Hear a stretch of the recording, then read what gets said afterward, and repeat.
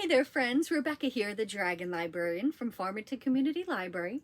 And Zephyr and I are here today to talk to you about a couple graphic novels that we think are just absolutely amazing. So both of them have some pretty serious issues that they deal with at the heart of their stories. But that doesn't mean that they're not fun graphic novels to read. I love the art in both of them. I think that the stories are just absolutely fantastic and beautiful. And even in the case of one of them, I laughed out loud because I thought it was super, super hilarious. So let's get started and talk about both of these graphic novels. The first one is Dear Rosie, and this is by Meghan Boehman and Rachel Briner. Dear Rosie. So when you look at the cover, you're like, oh, this is cute. It's just a fun graphic novel about some friends that are, anthropomorphic animals, right? And yes, it is. That's literally what the story's about. It is about friendship. But what is going on in this graphic novel is that these friends, these four group of friends here, are dealing with the loss of one of their own. So Millie and her group of friends have been super, super close. But over the summer, one of the friends, Rosie, has died in a car accident. So now a new year has started. They're starting 7th grade, and they have to cope with that loss while the world just seems to want to move on.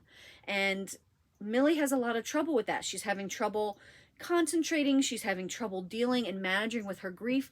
And she's also having trouble keeping her other friends together because it seems like they're starting to come apart at the seams a little bit.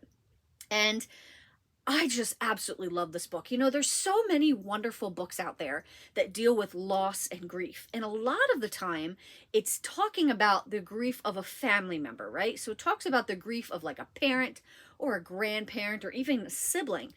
And I wish that more books like this talked about what happens when you lose a friend, because it's an entirely different sort of grief.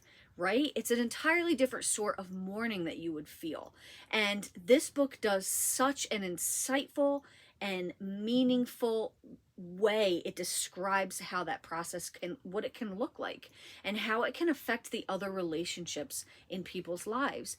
And it's just a beautiful story. So I told you it's got a heavy topic, but it's done in such a beautiful and heartfelt way that it doesn't seem like you're going to be overcome with grief. Like I didn't feel completely consumed with grief when I was reading this. I felt touched. I felt like this was just a really poignant and incredible description of a group of friends who are now trying to move on when it's really, really hard to do so. And the art in it is just really beautiful. Like, I think that it was really nice that they made this story from the point of view of animals, because I don't know, it just made it even more, like, it was just easier to connect to for some reason, and I really couldn't put my finger on why. So how they managed to try to distract themselves from the grief is that Millie finds a mysterious notebook in her parents' laundromat, and she thinks it might be something related to Rosie because she sees a symbol in it that she remembers Rosie drawing at one point.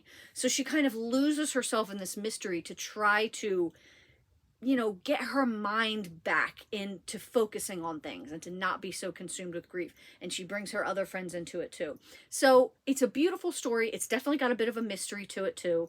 And it's just a really great exploration of the grief that you might feel when experiencing the loss of a friend. It's fantastic. Dear Rosie. Now, the other one I want to talk about is also dealing with some serious and heavy themes, but this one is also really funny as well. And this book is called Call Me Iggy, and it's by Jorge Aguirre and Rafael Rosado. Call Me Iggy. Now, this is about a Colombian-American high schooler named Ignacio, but he wants to be called Izzy. And even though his ancestry is Colombian, he was born in Ohio. His parents moved from Colombia before he was born. He's been born here. And his parents don't really have a lot or really anything to do with their Colombian heritage. They don't speak any of it at home. They don't really cook any of the native foods. And Iggy doesn't really think about it. He doesn't really, feel that loss too much. Except at one point early on in the story, he discovers that there is this urn in the basement that contains his grandfather's ashes, his abuelito. He knocks it over, and then he is visited by his abuelito's ghost. who is just shocked that Iggy does not know anything about his heritage. Not just like the music and the things like that, the food and the culture, but also his relatives, like his heritage, his ancestors.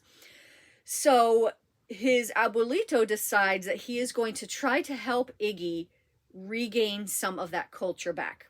And in the process, he's also going to try to get him help with his crush, Marisol, who his grandfather is totally horrible at romance advice. And here is poor Iggy taking romance advice from this long dead grandfather.